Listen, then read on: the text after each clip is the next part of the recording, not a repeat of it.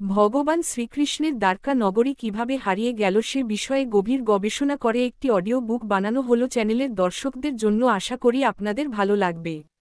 চ্যানেলটি সাবস্ক্রাইব করে ভিডিওটি শেয়ার করবেন এই অনুরোধ রইল। শ্রীকৃষ্ণের দ্বারকা নগরী, যা ভগবান শ্রীকৃষ্ণের রাজধানী হিসেবে মহাভারত এবং অন্যান্য পৌরাণিক গ্রন্থে উল্লিখিত, একটি অত্যন্ত সমৃদ্ধ ও গৌরবময় নগরী ছিল। এই নগরী গুজরাটের উপকূলে অবস্থিত ছিল বলে ধারণা করা হয়। দ্বারকার ধ্বংসের কাহিনী মহাভারতের মৌসল পর্ব এবং বিষ্ণু পুরাণ, ভাগবত পুরাণের মতো গ্রন্থে বিস্তারিতভাবে বর্ণিত হয়েছে।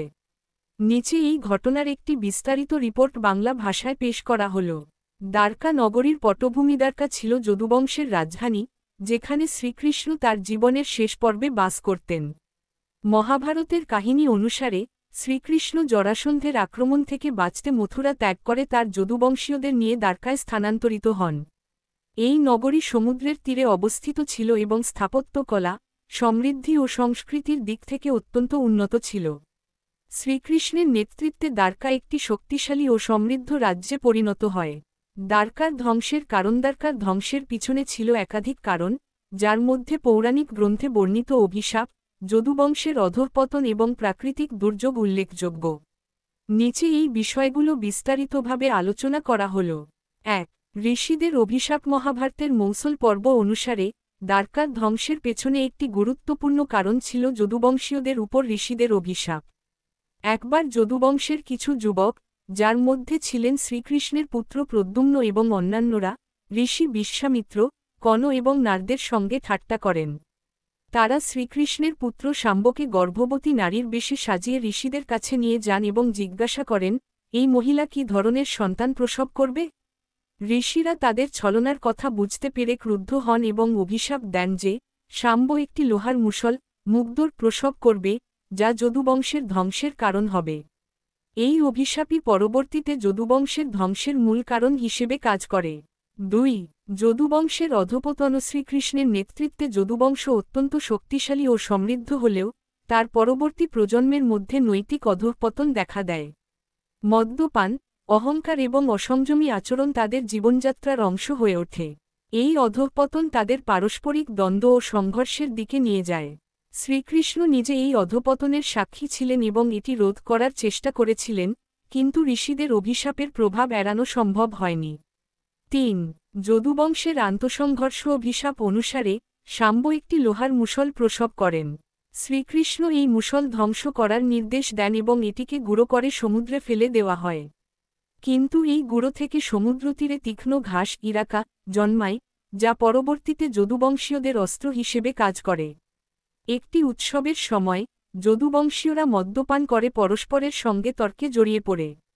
এই তর্ক সংঘর্ষের রূপ নেয় এবং তারা সমুদ্রতীরের তীক্ষ্ণ ঘাস দিয়ে একে অপরকে আক্রমণ করে।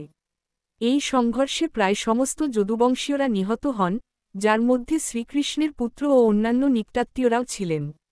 ৪. শ্রীকৃষ্ণের প্রস্থান। যদুবংশের এই ধ্বংসযজ্ঞের পর শ্রীকৃষ্ণ বুঝতে পারেন যে তার পার্থিব লীলা সমাপ্তির সময় এসেছে। মহাভারত অনুসারে শ্রীকৃষ্ণ একটি বনভূমিতে ধ্যানে বসেন। সেখানে একজন শিকারী, জরা নামে পরিচিত, ভুলবশত তার পায়ে তীর নিক্ষেপ করে, যা শ্রীকৃষ্ণের দেহত্যাগের কারণ হয়।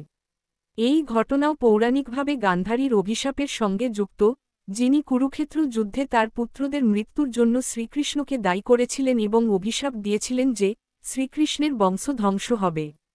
৫.